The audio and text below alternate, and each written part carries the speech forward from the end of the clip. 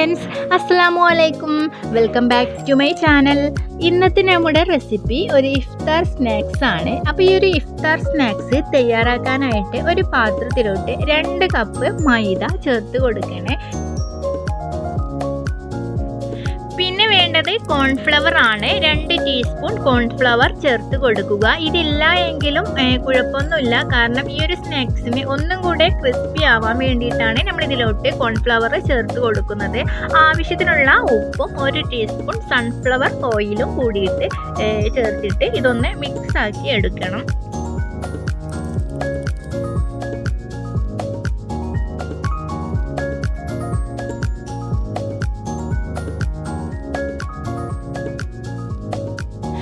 അതിനുശേഷം ഇതിലോട്ട് 1/2 കപ്പ് വെള്ളം എടുത്തിട്ടുണ്ട്.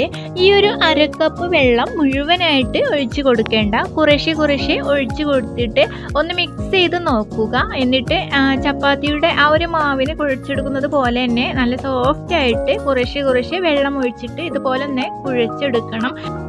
എന്നിട്ട് ഇതിൻ്റെ മുകളിൽ അല്പം ഓയിലൊന്ന് ബ്രഷ് ചെയ്ത് കൊടുക്കുക, കാരണം ഇതൊന്ന് ഡ്രൈ ആയി പോവാതിരിക്കാൻ വേണ്ടിയിട്ടാണ്. അങ്ങനെ ഒരു 10-15 മിനിറ്റ് ഇതൊന്ന് മാറ്റി വെക്കാം. ആ ഒരു സമയം കൊണ്ട് തന്നെ ഇതിലേക്ക് ആവശ്യമായിട്ടുള്ള ഫില്ലിങ്സ് തയ്യാറാക്കി എടുക്കാം. അങ്ങനെ ഇത് നമുക്കൊന്ന് അടച്ച് വെച്ചിട്ട് ഒന്ന് മാറ്റി വെക്കണം കേട്ടോ.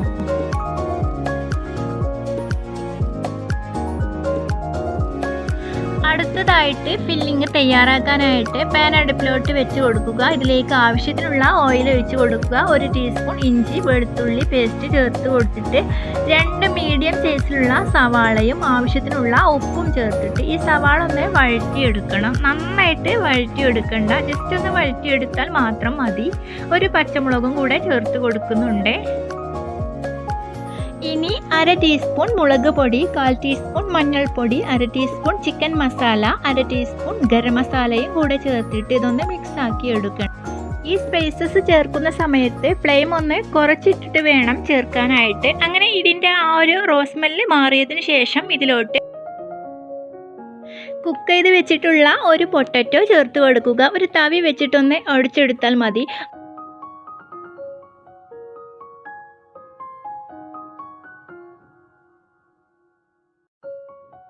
പിന്നീട് ഇതിലോട്ട് അല്പം ചിക്കൻ ചേർത്ത് കൊടുക്കുന്നുണ്ട്. ഉപ്പും കുരുമുളക് പൊടിയും ചേർത്തിട്ട് ഒരു വിസിൽ വരുന്നത് വരെ കുക്കറിൽ വെച്ചിട്ട് ഒന്ന് കുക്ക് ചെയ്ത് എടുത്തിട്ടുള്ളതാണ്. ആവശ്യത്തിനുള്ള കറിവേപ്പിലയും 1/2 ടീസ്പൂൺ കുരുമുളക് പൊടിയും ചേർത്തിട്ട് ഇതെല്ലാം കൂടെ ഒന്ന് മിക്സ് ആക്കി എടുക്കുക.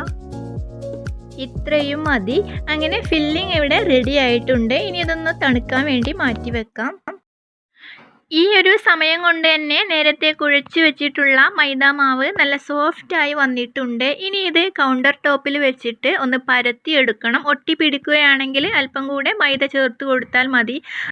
അങ്ങനെ പരത്തിയെടുത്തതിന് ശേഷം കുക്കിംഗ് കട്ടറോ അല്ല എങ്കിൽ ഏതെങ്കിലും പാത്രത്തിൻ്റെ അടപ്പോ വെച്ചിട്ട് ഇതുപോലെ ഈ ഒരു റൗണ്ട് ഷേപ്പിൽ ഇതെല്ലാം ഒന്ന് കട്ട് ചെയ്തെടുക്കണം. അങ്ങനെ ഇതെല്ലാം കട്ട് ചെയ്ത് എടുത്തിട്ടുണ്ട്. ഇനി ഇത് ഓരോന്നായിട്ട് ഫില്ല് ചെയ്തെടുക്കണം. അതിന് വേണ്ടിയിട്ട് ഒരു ഷീറ്റ് ആദ്യം ഒരു പ്ലേറ്റിലോട്ട് വെച്ച് കൊടുക്കുക. എന്നിട്ട് അതിൻ്റെ സെൻട്രലായിട്ട് ഫില്ലിങ് വെച്ച് കൊടുത്തിട്ട് മറ്റൊരു ഷീറ്റ് അതിന് മുകളിലായിട്ട് ഇങ്ങനെ ഒന്ന് കമഴ്ത്തി വെച്ചിട്ട് ഇതുപോലെ ഒന്ന് പ്രസ് ചെയ്ത് കൊടുക്കണം. ഈ എഡ്ജിൽ നന്നായിട്ട് തന്നെ കൈ വെച്ചിട്ടൊന്ന് പ്രസ് ചെയ്ത് കൊടുത്തിട്ട് ഒരു കത്തിയോ ടൂത്ത് പിക്കോ വെച്ചിട്ട് ഇതുപോലെ ഒന്ന് ഡിസൈനിങ് ചെയ്ത് കൊടുക്കുക.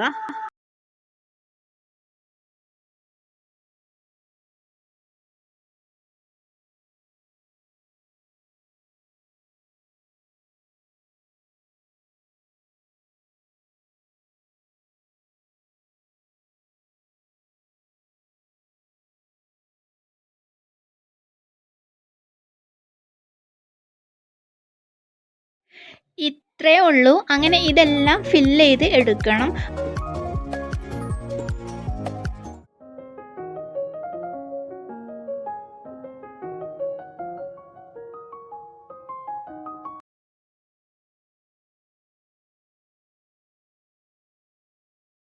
ഇനി ഇത് ഒരു പ്ലേറ്റിലോട്ട് വെച്ച് കൊടുക്കുന്ന സമയത്ത് ആ ഒരു പ്ലേറ്റിൽ അല്പം ഓയിലൊന്ന് ബ്രഷ് ചെയ്ത് കൊടുത്തിട്ട് ഇത് അടുക്കി വെക്കുക, അല്ല എങ്കിൽ ഇത് ഒട്ടിപ്പിടിക്കാൻ ചാൻസ് ഉണ്ട്.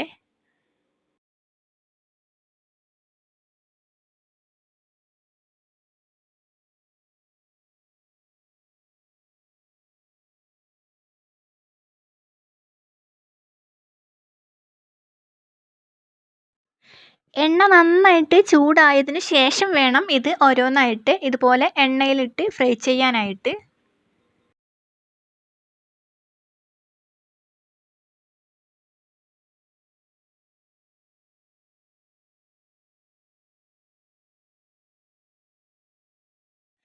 ഒരു വശം റെഡിയാവുന്ന സമയത്ത് മറുവശം തിരിച്ചിട്ട് കൊടുത്തിട്ട് ഫ്രൈ ചെയ്തെടുക്കുക.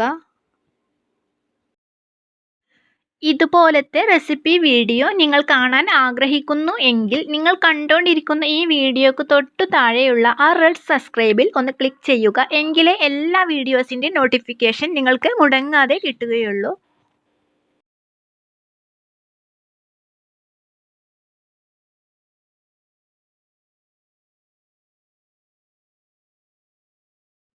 അങ്ങനെ ഇതെല്ലാം ഫ്രൈ ചെയ്തെടുക്കാം. ഇന്നത്തെ ഈ ഒരു ഇഫ്താർ സ്നാക്സ് നിങ്ങൾക്ക് ഇഷ്ടമായി എന്ന് കരുതുന്നു. ഇഷ്ടമായാൽ ഒന്ന് ലൈക്ക് ചെയ്തേക്കണേ. കൂടാതെ ഒട്ടും എണ്ണ കുടിക്കുകയോ ഒന്നും തന്നെ ചെയ്യുന്നില്ല. നല്ല സോഫ്റ്റ് ആയിട്ടാണ് ഇതിൻ്റെ ഉൾവശം ഇരിക്കുന്നത്. പുറം ഭാഗം കുറച്ച് ഹാർഡും ഉൾവശം നല്ല സോഫ്റ്റ് ആയിട്ടാണ് ഇരിക്കുന്നത്. കൂടാതെ നമുക്കിതൊരു സ്വീറ്റ് ആയിട്ടും തയ്യാറാക്കാവുന്നതാണ്. അപ്പോൾ ഇനി പുതിയൊരു വീഡിയോയിൽ കാണാം. താങ്ക്